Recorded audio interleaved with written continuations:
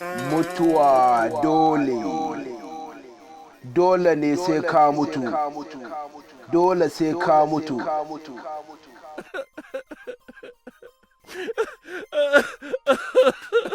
Kai, ya nake jin kuka ne?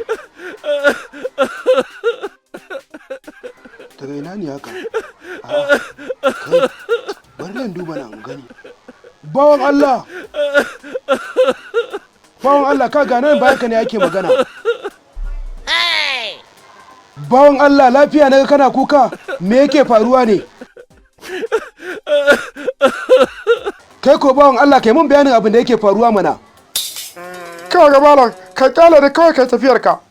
Bari na tambaye ka, shin mahaifiyarka ce ta heka? A'a. To mahaifinka ne ya heka? A'a. Kai kyale da kawai kai tafiyarka. Kaga bawan Allah, ba zai yiwu na kana kuka na kyale ka ba tare da na san abin da yake damun ka ba. To idan na faɗa maka abin da yake damuna, hin za ka yi min magani ne? Insha Allah kan bawan Allah. To kaga bawan Allah, hin General Muhammadu Sani Abacha, ya heka, haka dai ko ba haka ba? Haka ne, kwarai kuwa. Umar Musa Raduwa, shi ma ya heka, haka ne ko ba haka ba? Kwarai haka ne, Allah ya gafarta masa. Kariba, sarkin Kano Ado Bayero, shi ma ya heka, haka ne ko ba haka ba? Sannan mahaifina, shi ma ya heka, shin ka san da wannan? Kwarai kuwa, Allah ya ji kansu. Ai wanda ya mutu ya riga ya mutu, tsakaninka da shi sai dai addu'a. Wannan shine dalilin da yasa kake kuka?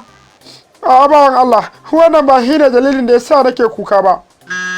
To me yasa kake kukan? Dalilin da yasa nake kuka shine na fuskanci wanda suka fi ni arziki da matsayi duk hekawa suke, ni kuma kwaran kwazaba na so na mutu.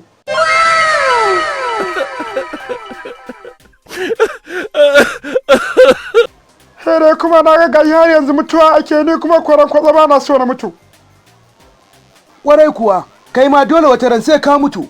Kai dan bakin ciki, dama tun daga zuwanka da na ganka bakin da na san cewa kai ba mutumin arziki bane, mai fatan tsiya kawai.